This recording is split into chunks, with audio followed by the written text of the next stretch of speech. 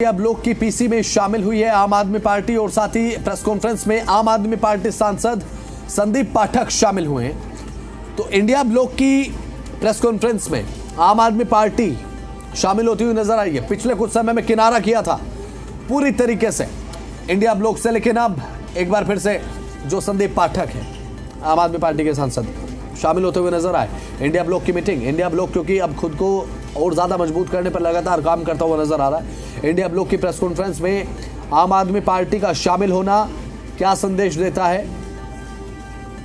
अब India block की press conference में आम आदमी पार्टी पूरी तरह से शामिल हुई है, ये बड़ी खबर आपको बता रहे हैं।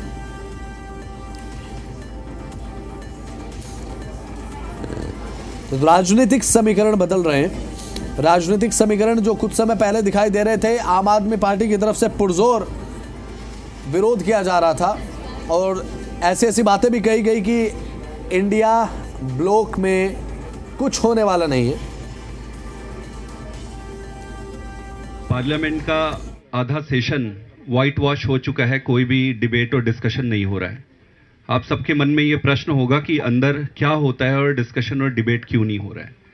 वो इसलिए नहीं हो रहा है कि सारी ऑपोजिशन पार्टीज एक बहुत ही महत्वपूर्ण विषय पर डिस्कशन का डिमांड कर रही है। और वो डिस्कशन किस पर है? वो डिस्कशन है जो इलेक्टोरल रोल पे इंटेंसिवली ये जो रिवीजन कर रहे हैं उस पर। अब आप ये सोचेंगे कि भाई इसमें क्या दिक्कत है। दो तीन छोटे छोटे मेरे प्रश्न हैं, अगर सरकार इन प्रश्नों का उत्तर दे दे तो स्पष्ट हो जाएगा और इसके लिए डिबेट की जरूरत है पार्लियामेंट में। प्रश्न ये है कि भाई थोड़े दिन पहले बिहार में इलेक्शन कमीशन ने एक रिवीजन किया था, काफी रिवीजन किया हुआ, उसमें काफी सारे चेंजेस आए। उन चेंजेस के बाद एसआईआर को फिर से लाने की क्या जरूरत पड़ी? आपके पास क्या ऐसे इनपुट आए जिसके बाद आपने एसआईआर इनिशिएट किया? तो एसआईआर के इनिशिएशन का क्या बेसिस था? प्रश्न 1। दूसरा प्रश्न यह है कि क्या ये जो इंटेंसिव रिवीजन आप चला रहे हैं उसके लिए जो डॉक्यूमेंट्स आप रिक्वायर्ड है, ऐसा आप कह रहे हैं, क्या वो प्रैक्टिकली पॉसिबल है? तीसरा प्रश्न ये है कि जो टाइमलाइन आपने सेट किया है और जो लोग इस पे लगे हुए हैं, तो क्या ये संभव है कि इतने कम समय पे जो आप प्रोजेक्ट कर रहे हैं कि हम ये सारा रिवाइज कर लेंगे, वो संभव है?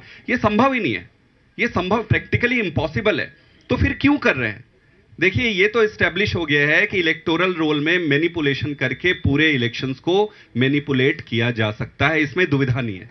और ये बात हम आज से नहीं, हम दिल्ली के चुनाव से पहले से चिल्ला रहे हैं। हम पहले से बता रहे थे कैसे आप किसी भी, मैं आप सबको चुनौती देता हूं, रिक्वेस्ट करता हूं कि किसी भी एक कॉन्स्टिट्यूएंसी का इलेक्टोरल रोल उठाइए आप, और वहां पे जिस तरीके से एक एक घर में 20-20 वोट बन रहे हैं, कहीं पे भी किसी के भी वोट काट दिए जा रहे हैं, ये बहुत स्टार्टलिंग है।